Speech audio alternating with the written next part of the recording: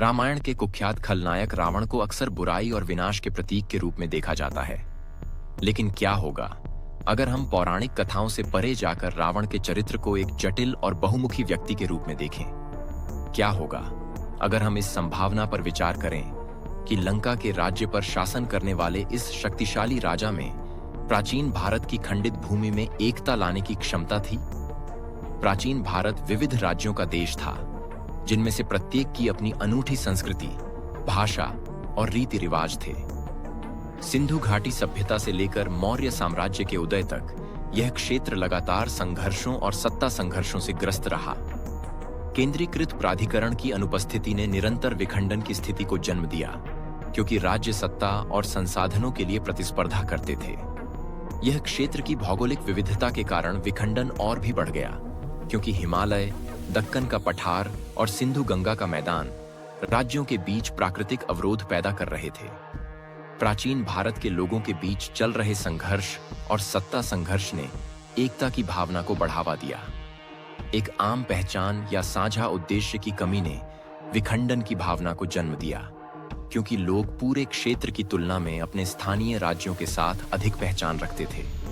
इससे एक एकीकृत भारत की कल्पना करना मुश्किल हो गया, जहां विभिन्न क्षेत्रों और संस्कृतियों के लोग एक ही झंडे के नीचे एक साथ आए।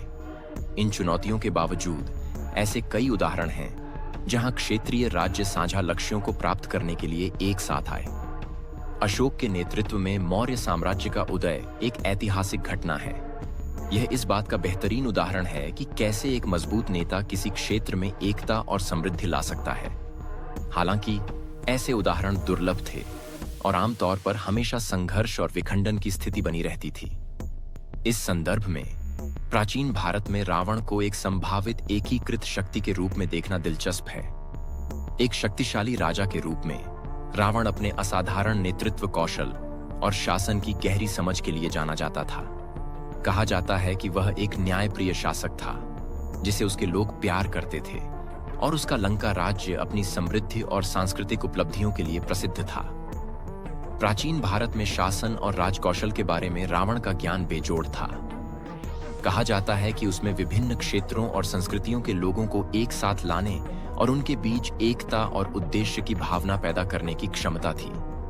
कूटनीति और अंतर्राष्ट्रीय संबंधों में उनकी विशेषज्ञता वह महान थे, और उन्हें मजबूत गठबंधन बनाने और अनुकूल व्यापार समझौतों पर बातचीत करने की उनकी क्षमता के लिए जाना जाता था। एक शासक के रूप में रावण के गुण उसे प्राचीन भारत में एकता लाने के लिए एक आकर्षक उम्मीदवार बनाते हैं। उसके नेतृत्व कौशल, शासन और कूटनीति के ज्ञान के साथ मिलकर उसे क्षेत्र के विविध राज्यों और संस्कृतियों को एक साथ लाने में सक्षम बनाता। वह लोगों के बीच साझा उद्देश्य और पहचान की भावना पैदा करने और सांस्कृतिक आदान प्रदान और समझ को बढ़ावा देने में सक्षम होता। एक महत्वपूर्ण क्षण जो इतिहास की दिशा बदल सकता था, वह था रावण का रामायण के नायक भगवान राम से सामना। खूनी युद्ध में उलझने के बजाय क्या होता अगर रावण ने राम से बातचीत करके गठबंधन करना चुना होता? इससे एक शक्तिशाली धुरी का निर्माण होता। रावण की लंका और राम की अयोध्या क्षेत्र में शांति और समृद्धि को बढ़ावा देने के लिए मिलकर काम कर रहे हैं। वैकल्पिक रूप से क्या होता यदि रावण ने अन्य राज्यों के साथ संघर्ष करने के बजाय उनके साथ गठबंधन बनाने पर ध्यान केंद्रित किया होता?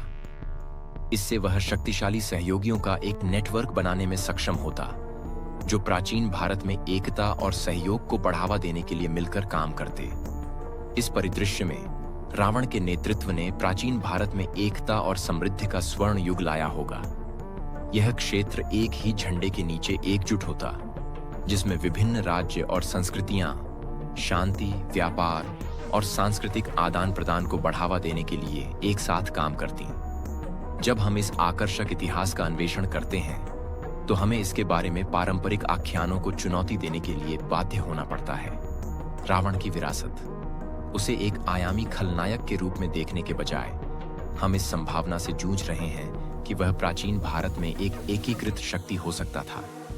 यह इतिहास की हमारी समझ को चुनौती देता है और हमें मानवीय घटनाओं के पाठ्यक्रम को आकार देने में शक्तिशाली नेताओं की भूमिका की फिर से जांच करने के लिए मजबूर करता है।